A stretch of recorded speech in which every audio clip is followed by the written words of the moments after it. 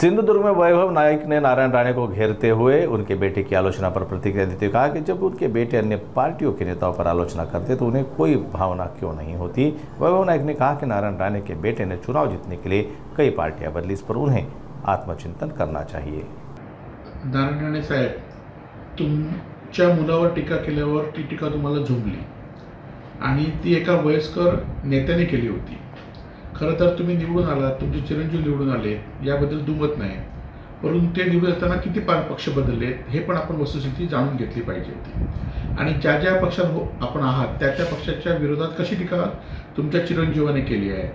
ज्या सोनिया गांधींनी तुम्हाला मंत्री केलं, त्या सोनिया गांधींनी तुमच्या मुलाला खासदार केलं, त्यांच्यावर तुमचा मुलगा कशी टीका करतो, त्यांचं वयाचं भान आहे का। ज्या बाळासाहेबांनी तुम्हाला सर्वांना घडवलं, त्या बाळासाहेबांवर तुमचे दुसरे चिरंजीव कशी टीका करत होते। उद्धव साहेब आणि राज साहेबांवर तुमचे चिरंजीव कशी टीका करतायत। जेव्हा तुम्ही काँग्रेसमध्ये होता तेव्हा फडणवीसांवर, देवेंद्र फडणवीसांसारख्या वरिष्ठ नेत्यावर तुम्ही कशी टीका करत होता तुमचे चिरंजीव। त्यावेळी तुम्हाला तुमच्या चिरंजीवांची वैचारिक प्रबलता दिसली नाही का।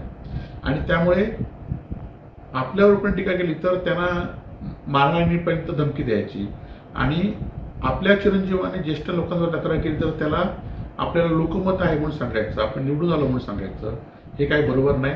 आणि त्यामुळे खरं तर आपण लोकप्रतिनिधी आहात आणि त्यामुळे आपण अशी मारामारीची सारखी ज्या प्रमोद महाजनने शिवसेना भाजप युती घडवण्यासाठी मोठं काम केलं आणि ज्या भारतीय जनता पार्टीमध्ये आता आपण आहात ती महाराष्ट्रात घडवण्याचं काम खरं तर प्रमोद महाजनांनी केलं, ते जाऊन दे। पण प्रमोद महाजनचे चिरंजीव बंधू म्हणून आज महाजनकडे पद असेल पद नसेल ते निवडून आले नसतील, परंतु प्रमोद महाजनांचे ते ज्येष्ठ बंधू आहेत, एवढं भान ठेवून तरी तुम्ही केलं असतं तर ती तुमची वैचारिक प्रबलता राहिली असती।